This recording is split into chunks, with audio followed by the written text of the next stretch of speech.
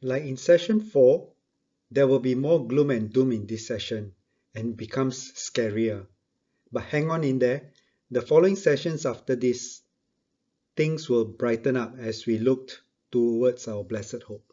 In this session, we will be looking at the third, fourth, fifth, and sixth seals. As you know, the third seal is also the black horse and the fourth seal, the pale horse. If you looked at the Bible passage on the black horse, it talks about a pair of scales and a quart of wheat for a day's wages and so on. The Bible is describing that the economic situation goes out of balance and there's hyperinflation, the cost of commodities shooting through the roof, so to speak. That is why Bible scholars interpret this to mean severe famine resulting in increase in food prices because of food shortages. As mentioned, the pale horse also talks about famine and pestilence, as we shall see later. Therefore, I don't think the black horse is also referring to famine. I think it is describing the result of a major financial crisis leading to hyperinflation and increased cost of goods. At the present moment, there is a country that is experiencing this very condition. This country is Venezuela. Because of the oil price slump and other factors, the country's inflation is at a historic high, and the president has declared economic emergency in the country. From the data, you can see that Venezuela's inflation in 2015 was about 142%, and this year has been forecasted to be about 720%. As a result of the hyperinflation in Venezuela, a hamburger costs $170, a hotel room costs $6,900 per night, and movie tickets are $880. So I believe this is what the Bible is describing as the black horse. It is referring to a massive global financial crisis that will result in hyperinflation in many countries. Let's look at this further. In the last financial crisis of 2008 and to 2009, about $30 trillion were wiped out.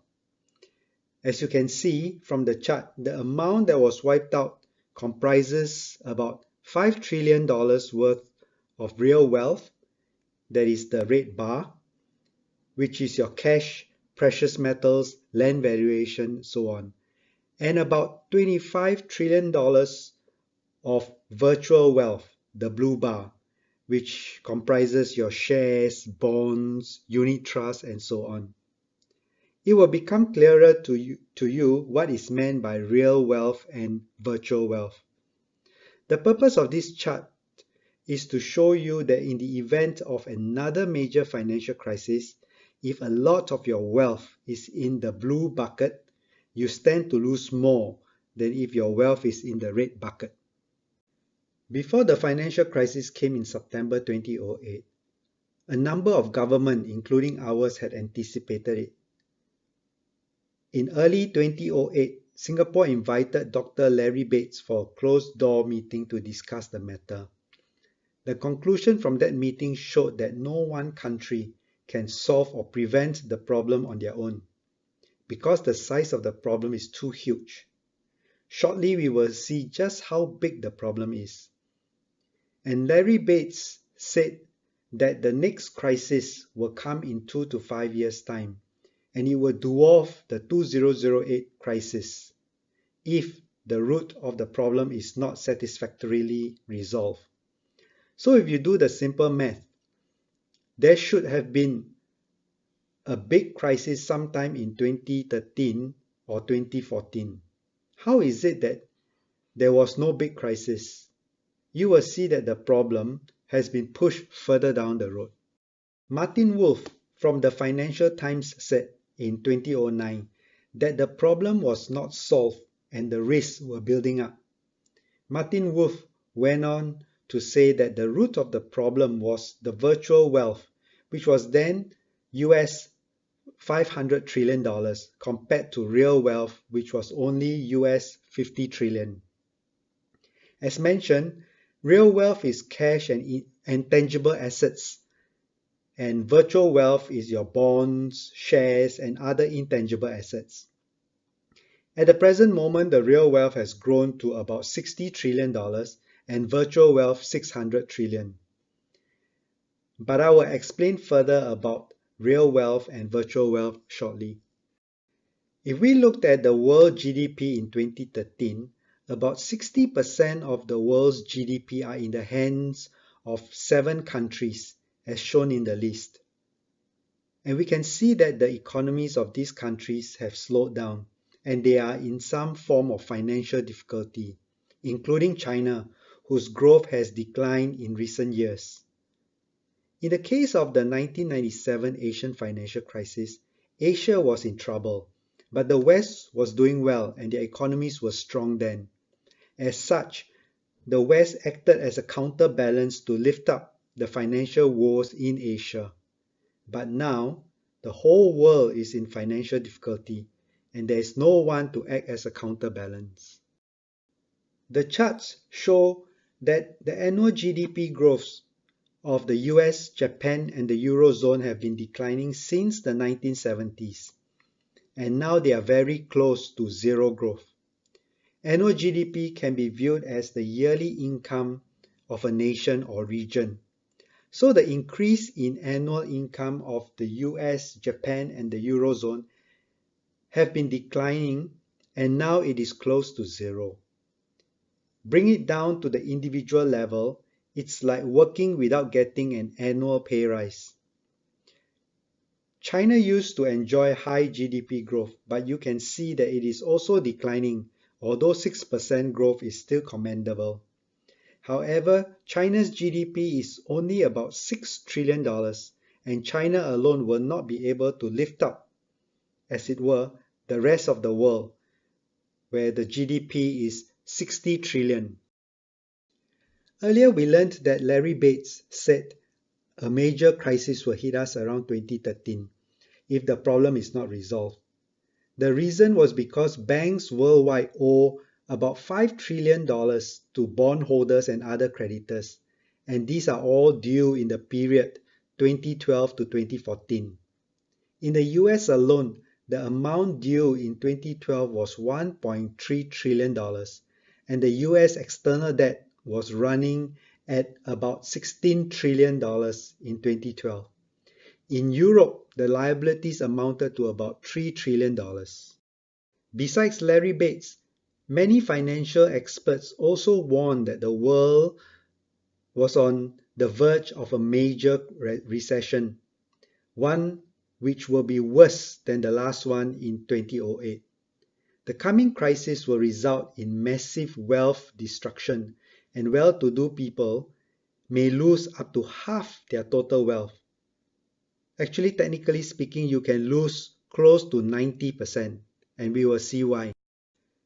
A key reason why the world did not go into a major financial recession as warned by Larry Bates and other financial experts was because the US Federal Reserve, the de facto US central bank, had been printing money to address the credit issue and financing of the bonds we heard earlier. The Fed embarked on quantitative easing, or QE in short.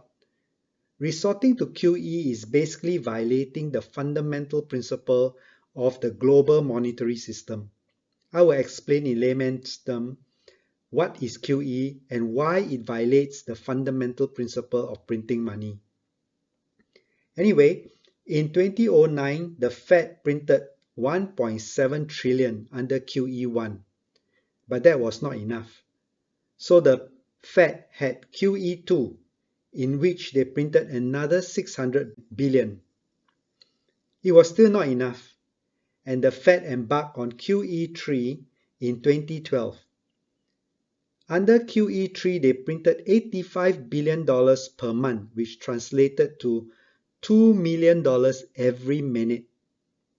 The EU had refrained from QE back in 2009, but they have now also resorted to QE.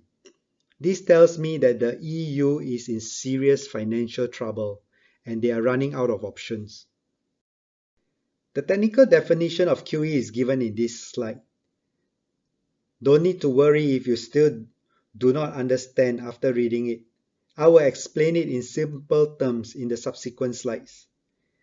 Basically, QE is an unconventional way to print more money to inject into the economy. Note the word unconventional. It means QE goes against the conventional way of printing money. In other words, it violates the fundamental principle of printing money. Let's go back to the basic principle of printing money. We know the world had agreed on the US dollar being the international reserve currency.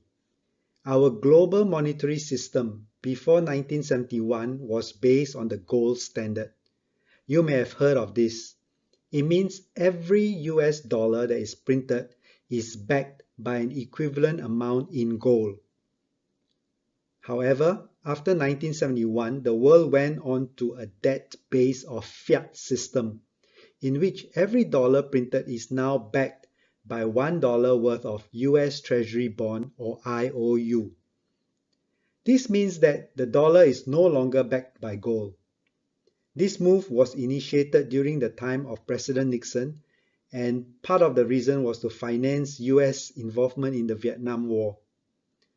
At the onset, there appears to be nothing wrong with such a system, since the dollar is still backed by something instead of gold. However, there is a fundamental problem with a debt-based system. As an analogy, let's say I print $1 cash and at the same time issue a bond of $1 worth. I hold on to the $1 cash and give you the bond. Sometime later you approach me and you would like to encash the bond. The bond is now worth $1 plus the interest.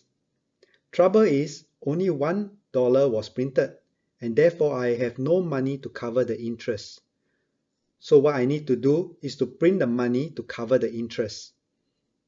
Printing money for the interest will require issuing another bond of equivalent amount.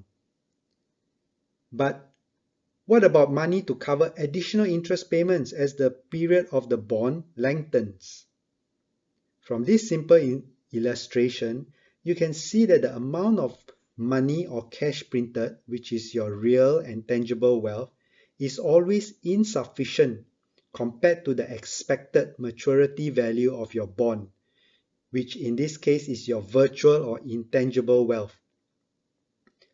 So after more than 40 years of this debt-based system, we have in essence printed real wealth of only about 60 trillion and saddled with a virtual wealth of 600 trillion in the form of shares, bonds, and so on. The diagram shows the imbalance that we have created. 60 trillion of real wealth on one side and 600 trillion of virtual wealth on the other. So in reality, we do not have money to cover 540 trillion of the virtual wealth that is reflected as the value of our shares, bonds, and so on. And this includes even the maturity value of our insurance. Yes, it also includes our insurance maturity value because insurance companies used our premium payments and invested in the shares and bond markets so that they can give us higher returns. The world has been operating as if we have the 600 trillion. And we have deployed manpower, infrastructure, systems to support the 600 trillion lifestyle. The expensive IT systems in the stock exchanges, the stockbrokers, investment bankers, and so on are all part of the virtual wealth. So when the virtual wealth evaporates in a massive recession, many who are supporting the virtual wealth lifestyle will be out of job. As mentioned, technically in the worst case scenario, we can lose up to 90% of our wealth because you can see 600 trillion is 10 times of 60 trillion and 540 trillion or 90% is not backed by any cash. That is how serious the problem is today, way beyond the GDP of any country. So based on the diagram, on real and virtual wealth, what is QE? Based on the principle, for every dollar printed, real wealth that is backed by a bond, the virtual wealth. This is the conventional policy. In the case of QE, the dollars printed are not backed by an equivalent amount of bonds, meaning you don't balance the real wealth with an equivalent stack of virtual wealth. So QE violates the principle of printing money, and that is why it is unconventional. Those of us who are older would know that during the Second World War, the Japanese were occupying Southeast Asia at that time. They resorted to such money printing, which we term as banana money. Federal Reserve under QE printed the money to pay against the bonds that were due, without correspondingly issuing more bonds because nobody has any money to buy the bonds. So in a nutshell, that's what QE is all about, printing money out of thin air. And as a result of QE, the Fed bought assets worth about $3.5 trillion in the last few years. The Fed is now saddled with all these worthless bonds which nobody will buy. And you can see in the chart how Fed's buying of the bonds propped up the stock market. But the stock market doing well is no reflection of the health of the economy. That is why we find that GDP growths in most countries are depressed, while the stock market appears to be doing fine. So QE helped the stock market and prevented the financial crash, which would otherwise have happened around 2013, as predicted by the financial experts. Actually, the financial crisis back in September 2008 would have been very disastrous if it had not been for the Fed quietly loaning out $9 trillion to several big financial institutions and banks. The Fed's portfolio is only $2 trillion, and yet they secretly lent out $9 trillion. Unfortunately for the Fed, the matter leaked out, and in mid-2009, the following year, Bloomberg published that $9 trillion was missing from the Fed. An inquiry was held, and the Fed denied that $9 trillion was missing. You can watch a clip on the inquiry in YouTube by typing $9 trillion missing from Fed. However, in December 2010, the Federal Reserve admitted that they had made $9 trillion in emergency overnight loans to 6 financial institutions and banks to avoid a liquidity crisis and keep the stock market functioning normally. The names of these institutions are given in the slide. If not for the Federal Reserve's emergency action, the situation would have led to a worldwide financial meltdown way back in 2008. But you may be wondering, how can the Fed be lending out $9 trillion when their portfolio is only $2 trillion? We know that the US Federal Reserve is the de facto US central bank, and the US Fed is the only financial institution in the world who can print the international reserve currency, the US dollars. But do you know that the US Fed does not belong to the US government, and the US government does not sit in the Fed's board? The Fed is owned instead by private bankers. Yes, you heard right, private bankers. If not for the leak of the missing $9 trillion by Bloomberg, they would not have been found out, because the Fed has never been audited since day one. So our international monetary system is currently based on a private financial institution who has never been audited. So how safe is your wealth? The Fed also holds gold in its vaults. Germany has the second largest gold reserve in the world. During the Second World War, Germany parked its gold with the Federal Reserve. Several years ago, Germany asked to see its gold but was refused by the Fed. The following year, they requested again and this time was allowed to view some of their gold. So Germany decided to take back its gold and keep in their own country. To date, Germany managed to get back some of its gold, but they found that some of the gold do not have the same original serial numbers. The Fed was actually questioned in 2011 and they replied that they did not carry any physical gold since 1930s. They said that they had handed the gold over to the US Treasury in 1934 in exchange for gold certificates. So now Germany wants to take back all its physical gold. If the Fed cannot hand back all of Germany's gold, and if other nations who also have some of their gold reserves with the Fed insist on taking back theirs as well, this could well be another factor that could trigger the financial crisis. A third problem area is the forex trade. It was found that there was insider trading amongst some forex traders. It seems that the regulation for the forex trade is less stringent than the stock market, and the amount of forex transaction is about $5 trillion per day. And so a very small amount of manipulation can result in huge profits for the forex traders. The manipulation was estimated to be about $11 billion a year in the UK alone. Deutsche Bank and Citigroup both cornered about 30% of the global forex market.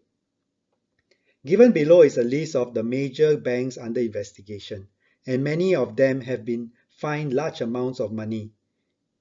It has also been reported that several forex traders have committed suicide, a few of them from JP Morgan alone. The fourth area to watch is the newly coined term bail-in. Most of us will have heard of the term bailout. It is when a bank gets into serious trouble, the government or creditors bail the bank out. Bail-in is done when there's no help from the government or creditors, and the bank has to resort to its depositors' money to bail itself out. This happened to the largest bank in Cyprus in 2013. The government did not have the means to bail out the bank, so the bank declared bankrupt and did a bail-in. The bank used its depositors' money to pay the debt it owed its creditors. Depositors with over $100,000 with the bank had their money confiscated. Depositors with less than $100,000 had their money transferred to the second bank and they could withdraw from the second bank. And you may not have access to your safe deposit box if the bank declares bankrupt. Surprisingly, the bail-in incident in Cyprus went smoothly. As such, many countries are now considering bail-in if necessary. In Singapore, depositors are only guaranteed up to $50,000 with the bank. If we do a straightforward average of the world's growth in the last 40 or so years, the world has been growing at about $20 to $30 trillion a year. The world's growth in recent years has been very weak, close to zero.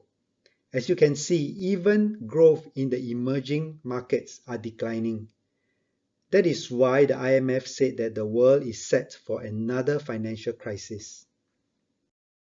As shown earlier, even China's growth has tapered. In the middle of last year, China's stock market crashed about 40%. Early 2016, China's stock market plunged again, resulting in trillions being wiped out. In July this year, a Chinese bank is even trying to sell $2.2 billion worth of bad debt sold as securities. These are bad debts which the debtors cannot pay. This was what happened that resulted in the collapse of the Lehman Brothers. The issue then was housing mortgage bad debts. So the term securities is misleading. They are anything but secure. Given the nature of our global monetary system, it is inherently inflationary. You saw just now, a typical bond comes with positive interest. So a healthy economy would therefore have some inflation. In fact, if the economy is doing very well, you can expect high inflation. When the investment climate is good and the economy is strong, we can expect high interest rates. On the other hand, having long-term low interest rate, it reflects a weak economy and poor investment climate. In Japan, the central bank has adopted negative interest. That is, banks wanting to park their money with the Central Bank of Japan has to pay the bank interest instead of enjoying interest. And yet the banks willingly park their money with the central bank. This shows how bleak the global investment climate is. And this year we have Brexit, the UK indicating that she's leaving the EU. This will mean the other wealthier countries like Germany and France will have to bear the overall EU debt. A large part of the debt are incurred by the poorer EU member states like Italy, Spain, and so on. UK's exit may trigger some of the wealthier countries to follow suit because they'll be thinking, why should they bear the debt of the poorer EU countries? France is already thinking of holding a referendum in 2017. If the EU breaks up, it will be catastrophic and could easily trigger the black horse financial crisis. Europe's banking sector is also in trouble. Italy's third largest and oldest bank is close to collapsing. Italy's external debt is around $3 trillion. Deutsche Bank, with its forex and derivatives exposure, is reported to be in trouble as well. Deutsche Bank's derivative exposure is over $40 trillion. So you can see that any one of these factors that we have looked at could potentially trigger the next global financial crisis. Given all these current problems in the financial sector, the Bible actually has a solution and is given in the book of Revelations chapter 13. There are basically three possibilities to resolve the current financial woes. The first option is to reduce corporate and personal wealth to 10%. This is because the real wealth is only 60 trillion, which is 10% of the virtual wealth of 600 trillion, which we actually don't have. So technically speaking, if we all reduce our wealth by 90%, we will solve the problem. Of course, this will be impossible because which one of us will be willing to reduce our wealth by 90%? The second option is to grow the world's GDP from 60 trillion to 600 trillion over the next few years. This would mean grow 10 times more, dig from the ground 10 times faster, consume 10 times more, and so on. Again, this would be impossible. The third and most feasible option is to go on to a virtual one world currency system, which is what the Bible alludes to in Revelation chapter 13. So how would it work? Using an analogy, let's say I've got $100 cash, which is real wealth, and $100 in the bank, which is virtual. In what way is the money in the bank considered virtual? Because the bank uses my $100 to invest in projects so that it can give me interest on my $100, which means technically there isn't the full $100 in the bank. To go to a virtual system is to put my $100 cash with the bank.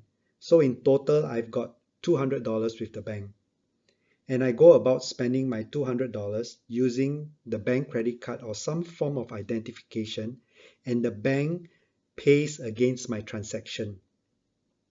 So if the world moves away from the 60 trillion real wealth and just operate a global monetary system based on the 600 trillion virtual wealth, we would solve the 540 trillion deficit issue. This will also solve the forex problem because it is a one world currency and there's no need for any exchange rates between countries. The IMF proposed having a one world currency in 2010. Presently, there are groups of banks studying the adoption of such a virtual currency system. In time to come, the world will definitely go on to a one world currency system, just as mentioned in the Bible. But the whole world will only agree to adopting such a system after a massive financial crisis, which is the black horse. But be warned about Bitcoins, the one world currency system that I talked about is one that is agreed by central banks and governmental bodies with the necessary regulations to safeguard depositors. In the case of Bitcoins, it is privately owned. Bitcoins, it is largely unregulated, and there are no adequate safeguards in place for Bitcoin owners. So it is used at your risk. Currently, Bitcoins are only regulated by two countries, namely the US and Singapore. Next, we look at the pale horse. The pale horse is about famine and pestilence. With the change in weather patterns in recent years as a result of global warming, there has been reports of famine in various places around the world. And in the last 15 years, there's been outbreak of epidemics like SARS, bird flus, MERS, Ebola, and lately Zika virus. Such epidemics can spread around the world very quickly because of global travel and fast transportation. Any one or combination of these diseases can contribute to the pale horse. When MERS virus outbreak happened in 2012 through to 2014, I was a bit concerned because the hotspot was in Saudi Arabia. And every year, about 2 to 3 million Muslims from around the world will do their pilgrimage in Mecca. And they could unknowingly bring back the virus to their home country and spread it through the people they come into contact with. Fortunately, the situation seems to be under control now, although there's no saying when there could be another outbreak. Ebola, though dangerous, seems to be somewhat limited in its spread, so that may not be too much of a concern. In the case of the Zika virus, it could be present in the human body without any outward visible symptoms. It is reported that male adults can be carriers, although it only affects the unborn child. And when it is detected in the pregnant mother, it may be too late and the child may be born with small head and suffer some brain damage. There is also a possibility of an outbreak of multiple diseases leading to the pale horse. The Fukushima nuclear reactor disaster could possibly contribute to the pale horse in the form of widespread radioactive harmful particles spread in the ocean. To date, Japan has still not solved the issue of radioactive water leaking into the sea. They are fast running out of storage tanks to store the hot radioactive water from the damaged reactors. And at one point, they had to dump 11,500 tons of radioactive water into the sea. As a comparison, 1 ton is the typical weight of an adult elephant. Since the unfortunate incident in March 2011, a lot of radioactive water has leaked or dumped into the sea, and Japan still doesn't have a viable solution. On the slide, you'll see a simulation done by Australia to show how the radioactive water would have spread based on the movement of the ocean currents. The red shows highly radioactive and the green shows low radioactivity.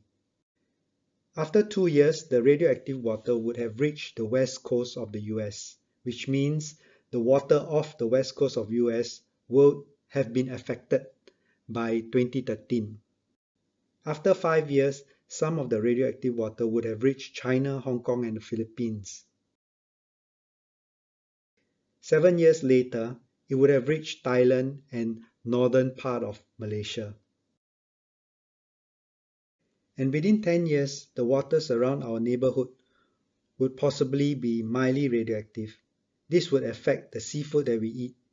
In Japan, some restaurants provide the customers with a device to detect radiation so that the customers can check and assure themselves that the seafood is not contaminated with radioactivity. There are already visible signs of increased radioactivity in the seas along the west coast of the US. A global research organization has listed down some of the effects observed. Back in Japan, they had spent 2 years to build robots to help them to get to the highly radioactive parts of the reactors. And before the robots could carry out their tasks, the robots died. Their circuitry burned out because of the extremely high radiation. A recent effort was made to build a frozen wall around the reactors to stop the radioactive water from leaking into the sea. However, that attempt failed. So Japan is still at a loss on how to solve its problem. After the 4 horses comes the 5th seal, which is on the persecution of Jews and Christians. It was recently reported that Christianity is the most persecuted religion in the world today, and most of the persecution are in the Middle East. Some of the statistics are given in this slide.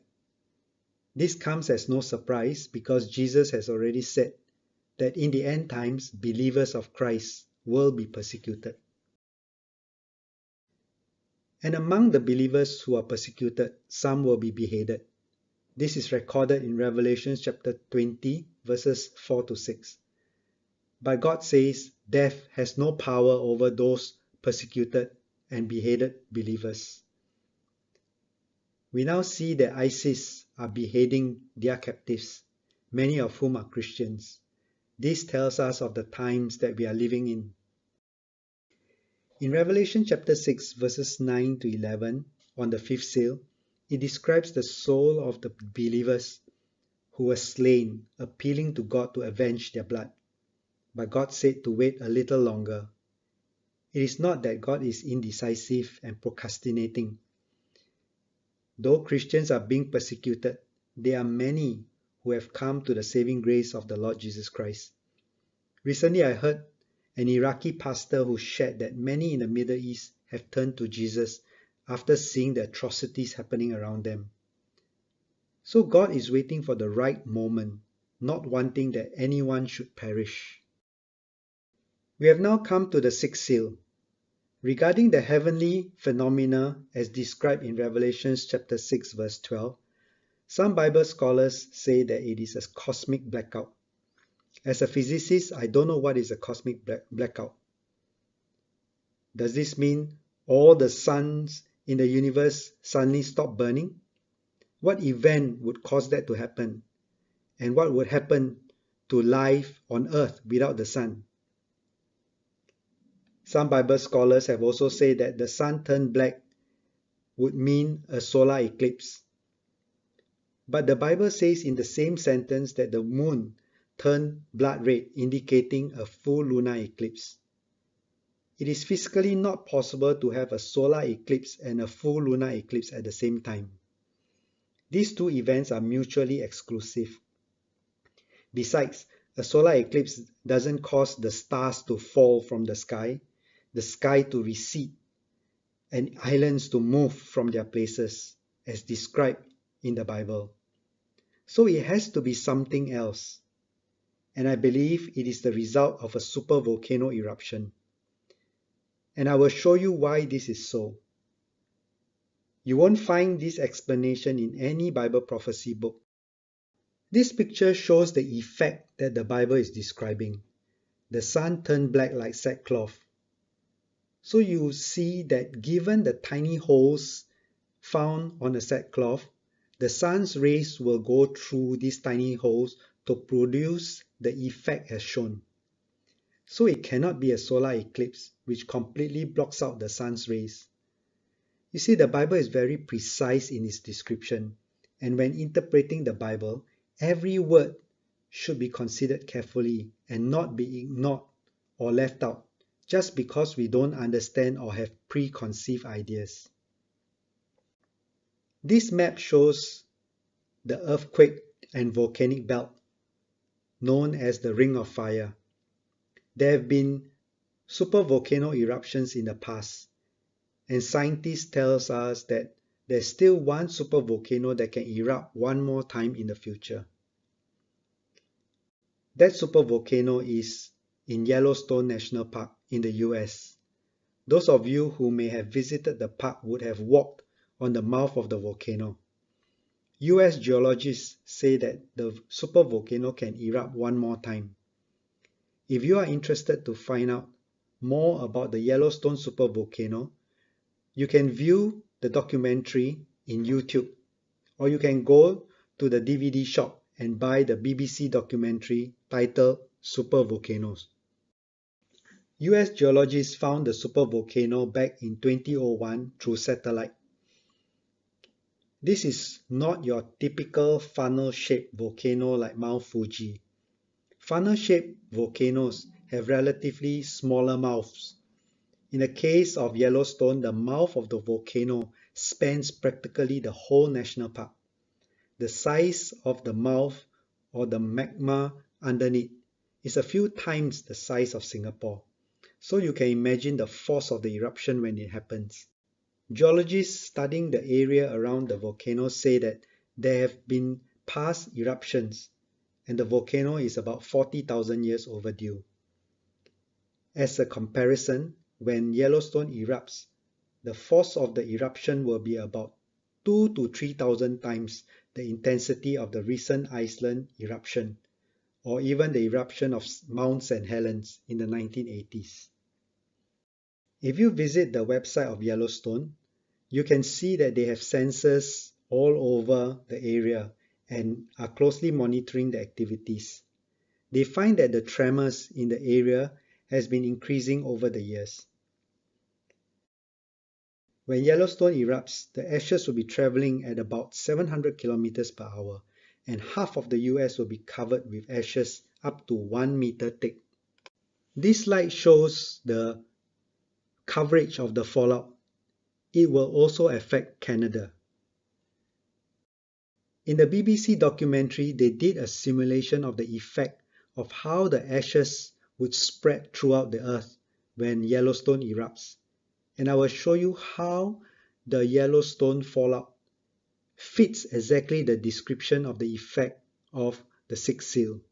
Here you see the start of the eruption. After 3 weeks, the ashes would have covered about 2/3 of the whole earth. For Singapore, we perhaps have less than 1 week before the ashes reach our skies. Within 4 weeks, the whole earth will be covered by the ashes. The ashes do not completely cover the sky, and therefore, like sackcloth, do not completely block out the sun's rays. Can you see the effect fits the Bible's description of the sun turned black like sackcloth? And at night, the ashes distort the light from the moon, making it look red, similar to a blood moon or a full lunar eclipse. With all that ashes in the sky, the stars would have been blotted out as if they have fallen from the sky. And as the ashes gradually envelop the whole sky, can you see how it would appear that the sky recedes like a scroll being rolled up? And lastly, geologists tell us that the eruption of a supervolcano would trigger an earthquake storm. That is, earthquakes happening in various places of the earth because of the sheer force of the supervolcano eruption. The Bible describes this as every mountain and island are being moved from its place. That means violent shaking everywhere. So can you now see how a supervolcano eruption fits exactly the description of the sixth seal in Revelation? Here is a photo which I took when my wife and I were touring Scandinavia. It shows the storm clouds enveloping the sky, and it looks as if the sky is receding like a scroll being rolled up. This is the effect that the Bible is describing when the supervolcano erupts and the ashes envelop the whole sky. And further on in Revelation chapter 6 verse 15, the Bible says that everyone will have to hide in caves and among the rocks in the mountains. This is because the ashes are toxic, and furthermore, when you breathe them in, the ashes mix with the saliva in your throat and becomes like cement. They choke you to death. And that is why we have to go underground or hide in caves. I have always wondered why after the massive earthquake at the end of Revelation chapter 6, in Revelation chapter 7, the scene changes to heaven. There's a reason why, and we will look at it in the session on unlocking the book of Revelation. In Revelation 8, the impact of the volcanic eruption continues. The Bible says that there will be hail and fire mixed with blood. The reason for this is because the force of the volcanic eruption expels the hot ashes into the uppermost parts of the atmosphere where it is cold. Ice forms around the hot ashes, and the heavy compound falls down to earth as volcanic hail. This type of hailstone is ice on the outside and hot ashes on the inside. The Bible describes it as hail and fire mixed with blood. In Revelation chapter 8, it also says that the seas turn to blood. There are various ways where the sea can turn to blood. As mentioned, geologists say that supervolcano eruption can result in an earthquake storm, that is violent shaking in various parts of the earth. This could crack up the ground and release certain minerals and oil embedded in the ground. If iron ore is released in the sea or river, iron mixes with the water, turns to rust, which is orangey red and look like blood. This happened in Africa in the 1980s. If the ground cracks and releases oil into the sea, the oil, being lighter in density, floats on the water, and fuel oil can cause the sea to look red.